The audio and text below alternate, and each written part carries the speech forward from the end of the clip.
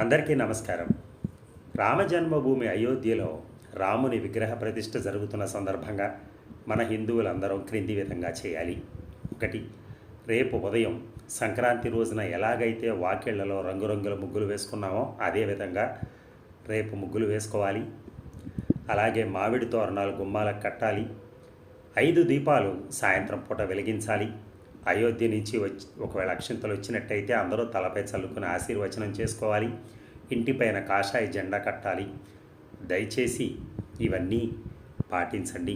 ఎందుకంటే అక్కడ ఒక మంచి కార్యక్రమం జరుగుతున్నప్పుడు మనందరం కూడా మన ఆనందాన్ని, మన భక్తిని మనం చూపించవచ్చు. అంటే మనం ఆ రకంగా మనం పాటించవచ్చు. ఎందుకంటే అక్కడికి కొంతమందికి వెళ్ళేందుకు అనుకూలంగా ఉంటుంది, కొంతమందికి వెళ్ళకపోవచ్చు. అందుకోసం అని చెప్పని థ్యాంక్ యూ.